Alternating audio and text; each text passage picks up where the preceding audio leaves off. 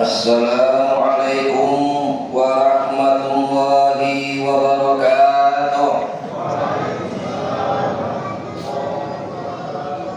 Allahu Akbar, Allahu Akbar, Allahu Akbar, Allahu Akbar, Allahu Akbar, Allahu Akbar, Allahu Akbar, Allahu Akbar, Allahu Akbar, walillahil hamd. Allahu Akbar kabira walhamdulillahi katsira wa subhanallahi bukratan wa asila. La ilaha illallah wahdahu shadaqa wa'ada wa nasara 'abda wa azza bindahu wa hazamal ahzaba wahdahu. La ilaha illallah la na'budu illa iyyahu mukhlisina lahu ad-dina walau karihal kafirun. Alhamdulillahilladzi khalaqa siyama ayyama la ya'ti siyam diyafatan li ibadihi sholihin. Asyhadu an la ilaha illallah la syarika lahu alladzi ja'ala jannata lil muttaqin wa asyhadu anna Muhammadan abduhu wa rasuluhu da'i ila siratal mustaqim. Allahumma shalli wa sallim wa barik ala Muhammadin wa ala alihi wa sahbihi wa man tabi'a bi ihsan ila yaumiddin. Amma ba'du, wa ya ayyuhal mu'minun wal mu'minat usikum wa nafsi bi taqwa faqad faza muttaqin wattaqu haqqa tuqatih wa la tamutunna illa wa antum muslimun. Allahu akbar, Allahu akbar, Allahu akbar, walillahil hamd. Maaf muslimin, kaum muslimin dan muslimat rahimakumullah. Di pagi yang penuh kebahagiaan dan keberkahan, setelah 1 bulan bersama Ramadan, Idul Fitri pun tiba dalam kesucian dan ketakwaan. Hari di mana takbir berkumandang, semua diliputi rasa bahagia dan senang. Setelah 1 bulan ditempa di dalam madrasah Ramadan, kita berjuang menahan haus dan dahaga, mengekang hawa nafsu yang membara dan mendekatkan diri pada yang kuasa Allah Subhanahu wa taala. Semua itu mampu kita lewati dengan penuh keikhlasan hati untuk meraih ridho ilahi. Tentunya semua ini haruslah senantiasa kita syukuri sebagai hamba Allah yang tak budi. Nikmat yang tidak terhitung dalam setiap tarikan nafas kita menjadikan bukti padanya rezeki yang kita terima. Bukan hanya rezeki lahir semata, namun rezeki batin pun harus terus mengalir dalam kehidupan kita. Kesehatan, kesabaran, Islam dan iman, serta nikmat yang tidak kelihatan dalam kehidupan, janganlah sampai kita kuburkan. Semoga kita bisa menjadi hamba-hamba yang pandai bersyukur padanya dengan senantiasa mengucapkan alhamdulillah dari mulut kita, mewujudkan syukur ini di dalam kehidupan nyata dan menguatkan kesadaran bahwa Allah lah yang paling kuasa. Allahu Akbar, Allahu Akbar, Allahu Akbar, walillahil hamd.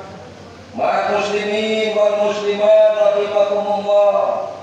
Ramadan telah mengajarkan kita untuk menjadi pribadi-pribadi yang paripurna.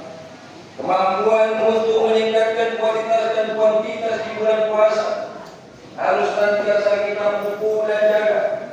Jangan sampai bulan Ramadan berlalu beriringan dengan itu intensitas ibadah kita pun ikut menjadi layu. Oleh karena itu, mari kita jaga semua ini.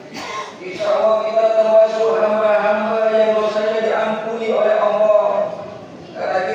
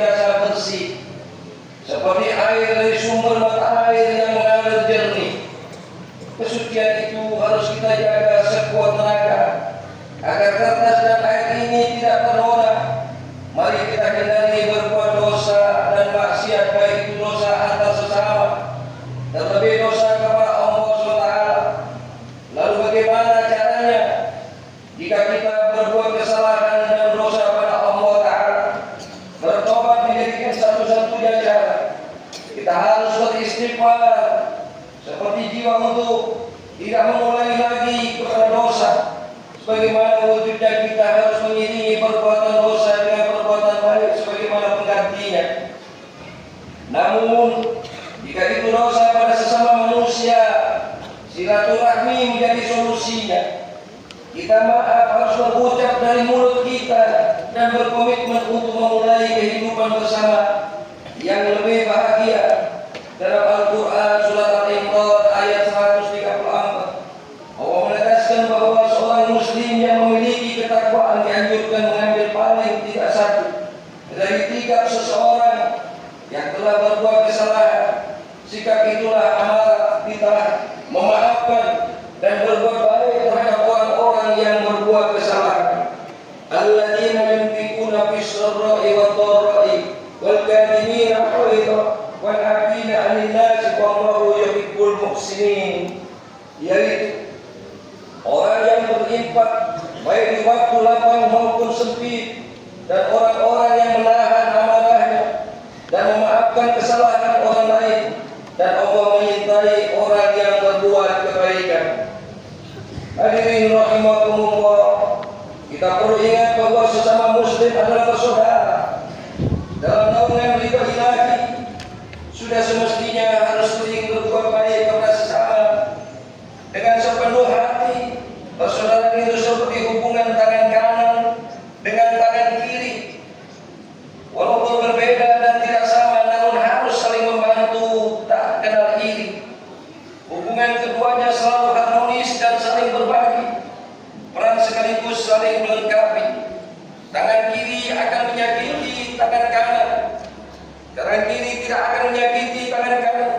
Begitu juga sebaliknya, tangan kanan tidak sampai hati menyakiti tangan kiri.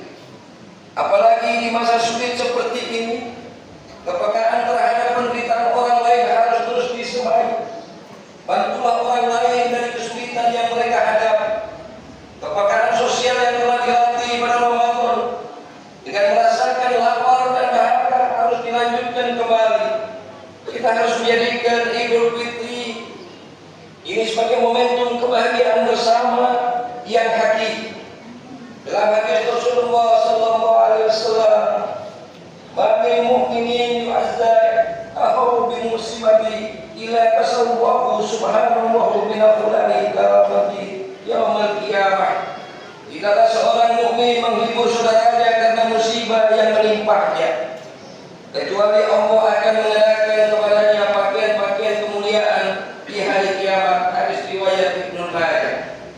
Allahu Akbar, Allahu Akbar, Allahu Akbar, walillahil hamd. Ma'al muslimin wal muslimat rahimakumullah.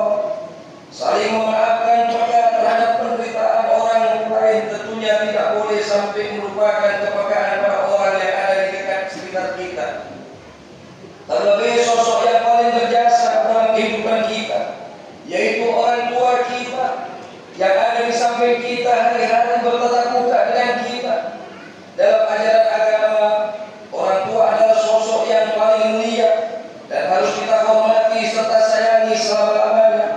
Kita harus memperlakukan mereka dengan baik karena mereka adalah jimat kita untuk menuju surganya Allah SWT. Bagi orang tua kita yang sudah meninggal dunia, kita ziarahi makamnya, panjatkan doa kepada Yang Kuasa, semoga mereka diampuni dosanya dan amal ibadahnya diterima di sisinya. Bagi orang tua kita yang masih hidup dalam keadaan sehat walafiat dan masih bersama-sama dengan kita, maka jagalah dan kunjungilah mereka. Terlebih sosok ibu yang telah susah payah melahirkan kita di dunia ini, ia adalah sosok yang paling berjasa dan dapat menghantarkan kita ke surganya Allah yang abadi. Apa kabar dia hari ini? Sudahkah kita bersilaturahmi?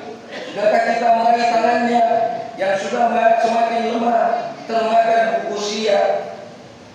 Ya Allah, berilah kesehatan dan keberkahan pada orang tua kami. Jadikanlah anak-anak kami yang berbakti dari tahu memeras budi. Kita perlu sadari sesusah apapun kita tidak akan terlepas dari doa seorang ibu dan seorang ayah. Sebanyak apapun membalas jasa-jasa mereka. Ridha Allah, ridha orang tua akan menjadi sumber kesuksesan kita. Sebaliknya kemarahannya merupakan sebuah bencana dalam kehidupan kita. Ridha Allah bi ridhoi walidain wa sukhtu Allah bi sukhti walidain. Ridha Allah tergantung pada keridhaan orang tua dan kemarahan Allah tergantung kemarahan orang tua. Mari kita kenang perjuangan mereka ketika kita masih kecil. Tidak bisa berbuat apa-apa. Dengan kasih sayangnya mereka menggendong kita dengan penuh kasih sayang, mencium kita, membesarkan kita dengan penuh cinta. Bagaimana sebaliknya? Ketika mereka tergeletak sakit tak berdaya, sempatkah kita menjenguknya? Berapa kali kita mengusap keningnya, menyuapinya dan menggantikan pakaiannya ketika ia terbaring sakit di atas tempat tidurnya? Rutinkan kita memeluk tubuhnya yang semakin lemah dan semakin rapuh, tak berdaya, sambil tersenyum sebagaimana ia lakukan di masa kecil kita? Pada hari Idul Fitri itu, masihkah ada tempat untuk orang tua kita di dalam hati yang paling dalam? Masihkah kita ingat atas jasa-jasa mereka?